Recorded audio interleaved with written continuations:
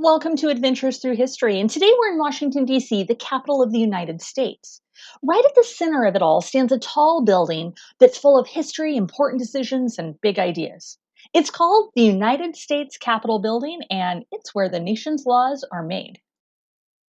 Now, the Capitol is sometimes called the People's House because it is where the voices of the American people are heard through their elected leaders.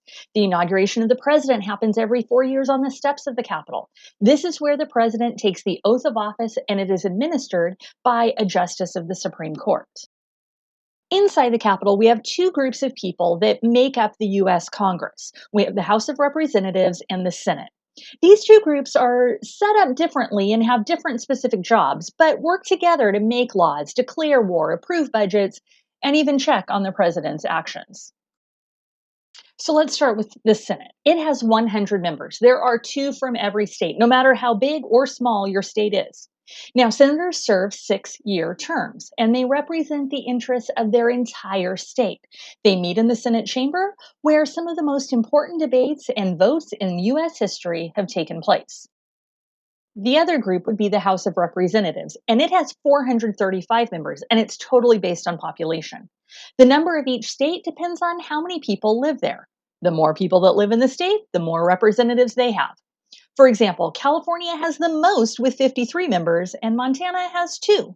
They all serve 2-year terms, and their job is to speak for the people in their district or the area of the state they represent. Representatives meet in the House chamber, which is obviously larger than the Senate chamber. Now, the story of the actual Capitol building starts in 1793 when President George Washington helped lay the cornerstone, which is a special stone that marks the start of a building. The first part was the north wing, and Congress moved in 1800. Back then, Washington, D.C. was mostly a swampy field. Sadly, it wasn't smooth sailing from then on for the Capitol building. In 1814, during the War of 1812, British soldiers actually set fire to the Capitol building along with other important buildings in Washington, D.C., and it was pretty badly damaged.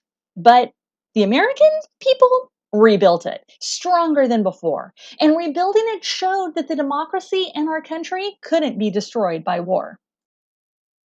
Looking at the outside of the building, one of the most iconic parts is this giant dome.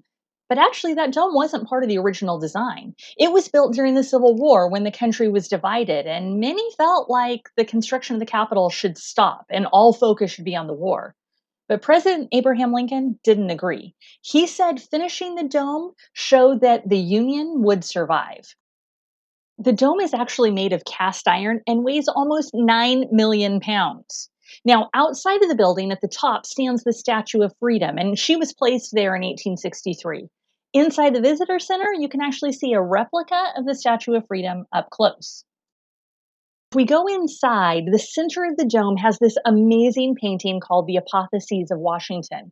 And the people that are painted there are actually almost 15 feet tall and were painted in a way that people could easily recognize them up close or from 180 feet below. The very center is supposed to be George Washington rising to the heavens in glory. And there are two women on each side of him representing liberty and victory. And in an arch above him are 13 maidens, and they represent the 13 original colonies.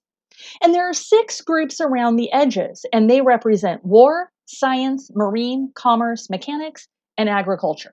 All things that are important to the success of our country. Now, below the dome is a beautiful round room called the Rotunda. And here you're going to see huge paintings of important moments in our country's history, like signing of the Declaration of Independence, the Pilgrims, the surrender of the British at Yorktown.